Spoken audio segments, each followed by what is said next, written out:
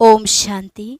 21 सितंबर 2023 के ईश्वरीय महावाक्य पहले सुनते हैं। मुरली के मुख्य पॉइंट्स। बाबा ने कहा, हे आत्माएं, मैंने तुमको ब्रह्मा मुख से रचा है। तुम जैसे हो कैसे हो मेरे हो। अभी बने हो ब्रह्मा मुख वंशावली, फिर बाप तुमको दैवी घराने में भेज देंगे।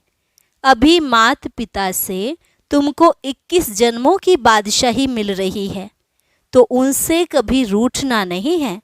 परंतु फिर भी जो ज्ञान को अच्छी रीति नहीं समझते, वह भागंती हो जाते हैं।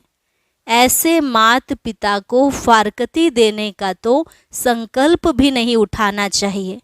इन संकल्पों को विकल्प कहेंगे। फिर बाबा ने कहा, हे रात के राही, स्वर्ग की राह पर चलते चलते थक नहीं जाना।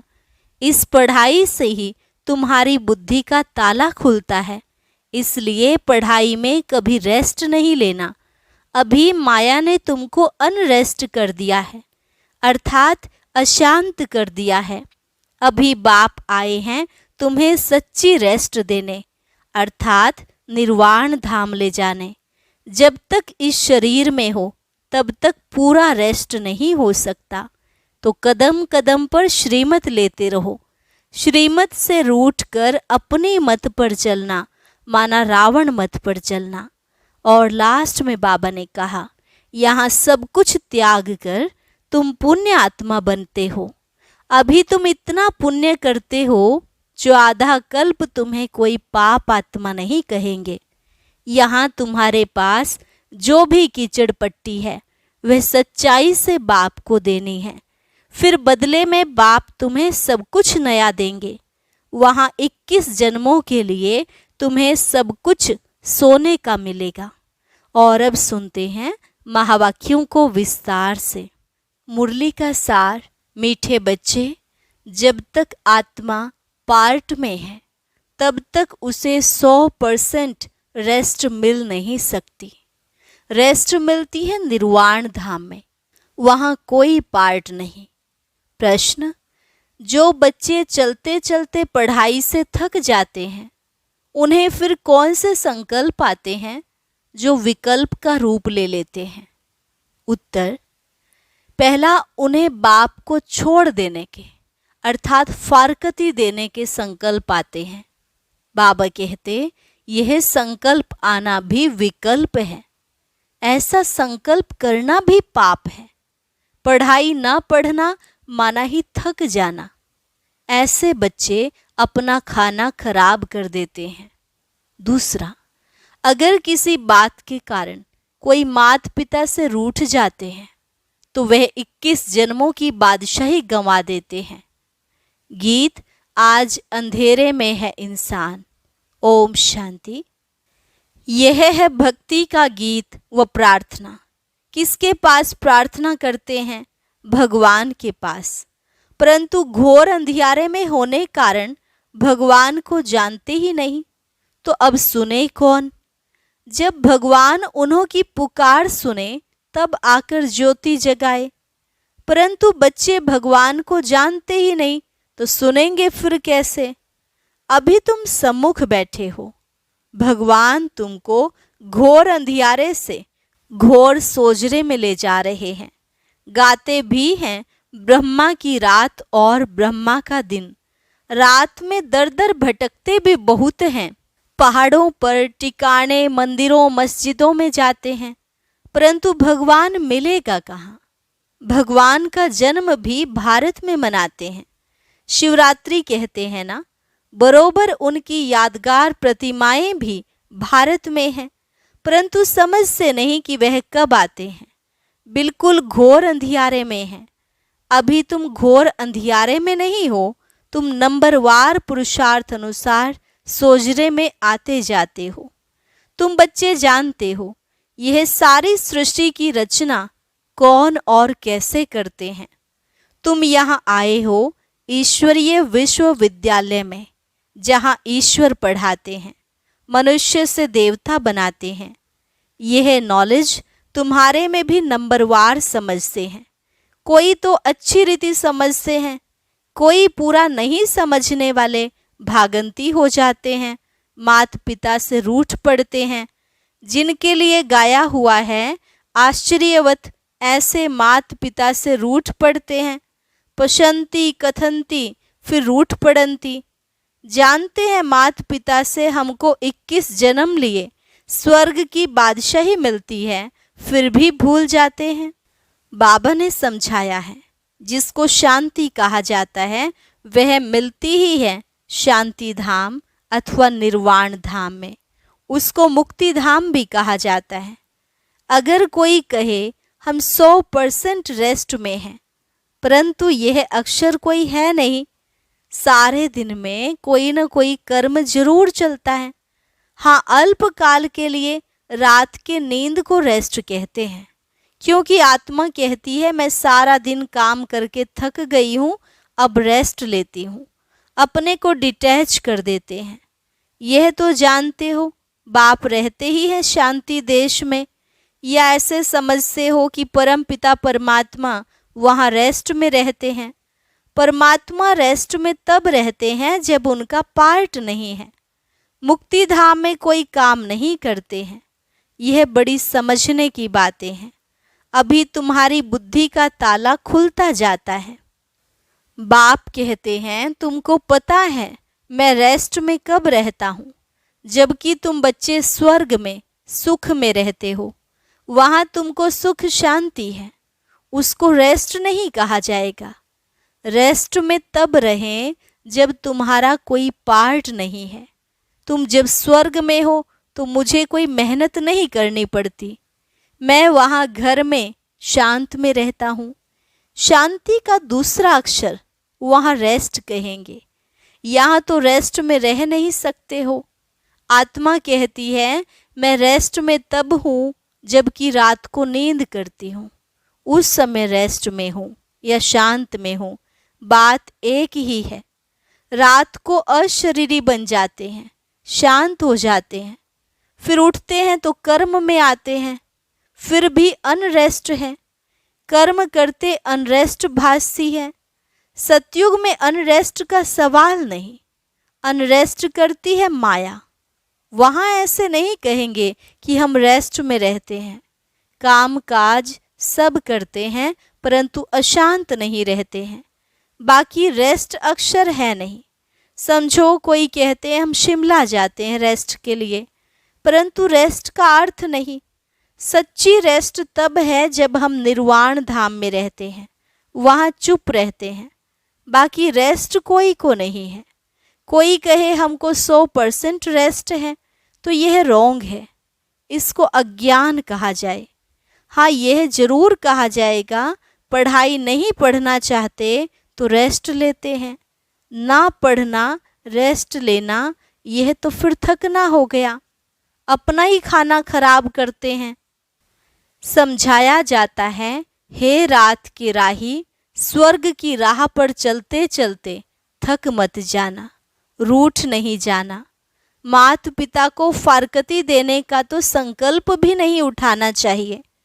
यह संकल्प उठाया तो उसको विकल्प कहा जाता है। ऐसे माता पिता जिससे स्वर्ग की राजाई मिलती है, उसके लिए संकल्प भी क्यों उठाएं। लिखते हैं कभी कभी संकल्प आता है छोड़ दें, कुछ समझ में नहीं आता। अरे समझने का तो यह टाइम है ना। समझना अर्थात पढ़ना। तुम जानते हो हम पढ़ रहे हैं। परम पिता परमात्मा जो ज्ञान का सागर है, ऊंचते ऊंच है, उनको कोई भी जानते नहीं। भल ब्रह्मा विष्णु शंकर अथवा लक्ष्मी नारायण को जानते हैं, परंतु भारतवासियों को यह पता नहीं कि लक्ष्मी नारायण ने राज्य कब लिया और किसने दिया। माया ने बिल्कुल ही घोर अंधियारे में डाल दिया है। बाप आकर समझाते हैं रचता बाप मनुष्य सृष्टि की रचना कैसे करते हैं यह तो कोई भी नहीं जानते। बाप ही बैठ समझाते हैं। प्रजापिता ब्रह्मा को क्रिएटर नहीं कहेंगे। भल प्रजापिता कहा जाता है परंतु वह रचता नहीं। मनुष्य कहते हैं हमको अल्लाह ने पैदा किया, निराकार फादर को ही रचता कहेंगे। रचता बाप को जरूर मनुष्य ही जानेंगे, जानवर तो नहीं जानेंगे। जानवर तो मुख से नहीं कहेगा कि हमको परमात्मा ने रचा है, मनुष्य कहेंगे हमको भगवान ने रचा है। तो बाप बैठ समझाते हैं, तुम देखो यह रचना कैसे रची। पहले पहले रचना होती है मुख वंशावली की। बच्चे को बड़ा होकर फिर बाप बनना है। यह बेहद का बाप कहते हैं, देखो मैं भी कैसे रचना रचता हूँ। इनमें प्रवेश कर इनको मुख द्वारा कहता हूँ, हे आत्मा तुम मेरी हो, मैं तुम्हारा बाप हूँ। फिर इनके द्वारा तुम बच्चों को रचता हूँ। तुम हो मुख वंशावली। अज्ञान काल में भी कहते हैं ना, जैसे हैं तैसे हैं मेरे हैं। बाप भी ऐसे कहते हैं। तुम ब्रह्मा के बच्चे बन जाते हो तो अभी तुम हो मुख वंशावली, फिर तुम कुख वंशावली भी बनेंगे। बाप कहते हैं तुम मेरे हो, फिर तुम दैवी घराने में जाएंगे। बाप यह ईश्वरीय रचना कैसे रचते हैं यह कोई भी समझ नहीं सकते। बाप समझाते हैं, यह ब्रह्मा भी कहते हैं मैं भी मुख वंशावली बनता हूँ। बाप के साथ माँ जरूर चाहिए। तुम कहते हो हम प्रजापिता ब्रह्मा के मुख वंशावली हैं, शिव बाबा ने हमको अपना बनाया है। उनको शरीर तो चाहिए ना, शिव बाबा को तो शरीर नहीं है, शरीर का लोन लेते हैं। फिर कहते हैं तुम मेरे हो। इसको कहा जाता है मुख वंशावली। शिव बाबा इस मुख से, इस वन्नी स्त्री द्वारा कहते हैं कि तुम मेरे बच्चे हो। बाप ही समझाते हैं, और कोई शास्त्रों आदि में यह बातें हैं नहीं। तुम अभी सुनते हो, फिर प्राय लोप हो जाएगा। इस समय है घोर अंधियारा। बाप आकर रोशनी करते हैं।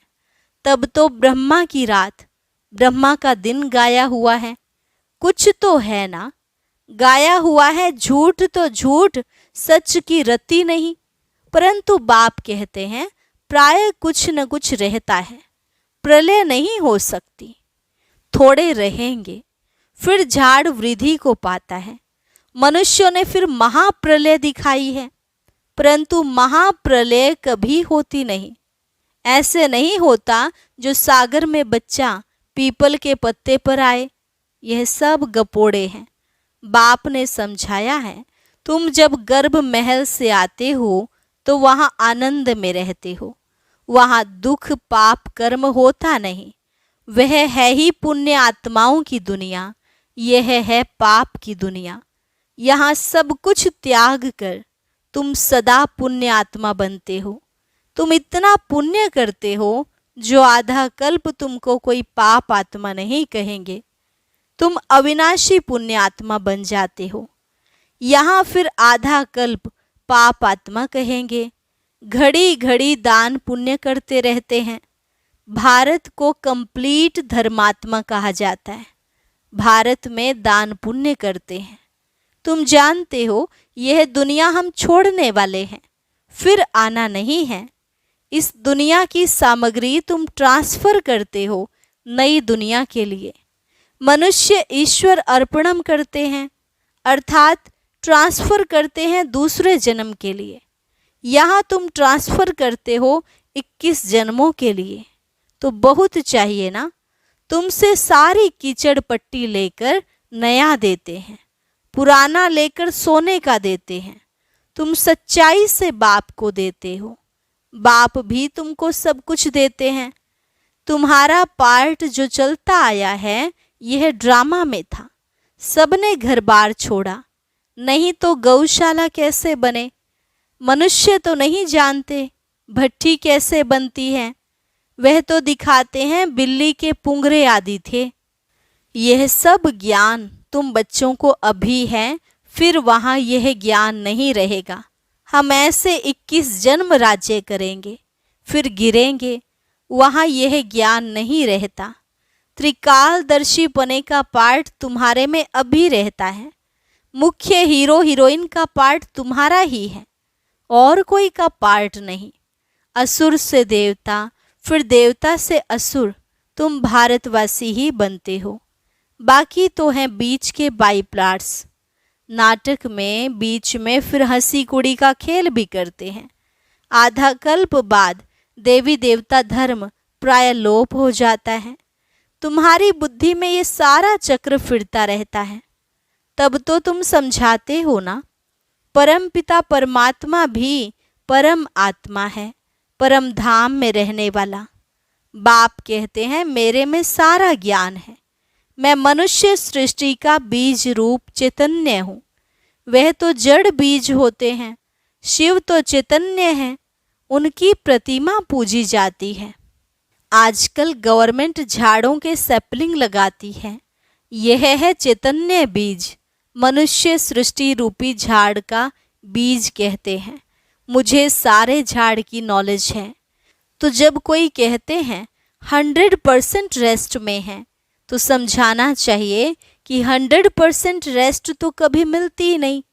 हाँ, ऐसे कहेंगे स्वर्ग में 100% पवित्रता सुख शांति रहती है। नाम ही है स्वर्ग। बाप को कहते हैं सत्य श्री अकाल, सच बोलने वाला। उनको कोई काल नहीं खाता, उनको कहा जाता है कालों का काल। बाप कहते हैं ये छीछी दुनिया है, इस भंभोर को आग जरूर लगनी है। तुम बच्चे जानते हो यह महाभारत लड़ाई महाकल्याणकारी है। मनुष्य यज्ञ करते हैं कि शांति हो जाए, गोया समझते हैं स्वर्ग के गेट्स ना खुलें। तुम तो ताली बजाते हो, भंभोर को आग लगे तो हम नई दुनिया बैकुंठ में जाएं। यह विनाश ज्वाला इस रुद्र ज्ञान यज्ञ से ही प्रज्वलित हुई है। जो बाप के बनेंगे वही स्वर्ग के मालिक बनेंगे। बाकी सबको हिसाब किताब चुकतू कर वापस जाना है। तुम जानते हो अब वापस मुक्ति धाम में जाकर फिर अपना पार्ट रिपीट करना है। सतयुग में यह इतने सब देवी देवता कहाँ से आए? मनुष्य से देवता किए करत न लागी वार। तुमको कौड़ी से हीरे जैसा, पतित से पावन बनाते हैं। जितना जो नॉलेज धारण करेंगे उतना पद पाएंगे। राजधानी स्थापन हो रही है। तुम जानते हो हम अपने लिए स्वर्ग की स्थापना कर रहे हैं श्रीमत पर। अगर श्रीमत से कोई रूठ कर अपनी मत पर चले तो वह रावण मत हो जाएगी। इसलिए कदम कदम पर तुम श्रीमत लेते रहो। बाप जीते जी तुमको ट्रस्टी बनाते हैं। अच्छा, मीठे मीठे सिकिलधे बच्चों प्रति माता पिता बाप दादा का याद प्यार और गुड मॉर्निंग। रूहानी बाप की रूहानी बच्चों को नमस्ते। रूहानी बच्चों की रूहानी बाप दादा को नमस्ते नमस्ते, गुड मॉर्निंग। धारणा के लिए मुख्य सार। पहली पॉइंट, कंप्लीट दानी बनना है। सच्चाई से सब बाप को अर्पण कर नई दुनिया के लिए ट्रांसफ़र कर देना है। दूसरी पॉइंट, जीते जी ट्रस्टी बनना है। कदम कदम पर बाप से श्रीमत लेनी है। कभी भी श्रीमत से रूठ मन मत पर नहीं चलना है। वरदान, कंबाइंड रूपधारी बन सेवा में खुदाई जादू का अनुभव करने वाले खुदाई खिदमतगार भव। कंबाइंड रूपधारी बन सेवा में खुदाई जादू का अनुभव करने वाले खुदाई खिदमतगार भव। स्वयं को सिर्फ सेवाधारी नहीं लेकिन ईश्वरीय सेवाधारी समझकर सेवा करो। इस स्मृति से याद और सेवा स्वतः कंबाइंड हो जाएगी। जब खुदा को खिदमत से जुदा कर देते हो तो अकेले होने के कारण सफलता की मंजिल दूर दिखाई देती है। इसलिए सिर्फ खिदमतगार नहीं लेकिन खुदाई खिदमतगार हूँ, यह नाम सदा याद रहे तो सेवा में स्वतः खुदाई जादू भर जाएगा और असंभव भी संभव हो जाएगा। स्लोगन, कर्म योगी बनना है तो कमल आसनधारी न्यारे और प्यारे बनो। कर्म योगी बनना है तो कमल आसनधारी न्यारे और प्यारे बनो। अच्छा, ओम शांति। अब सुनते हैं आज का अव्यक्त ज्ञान मोती। इसके लिए ऊपर दिए गए बॉक्स पर क्लिक करें।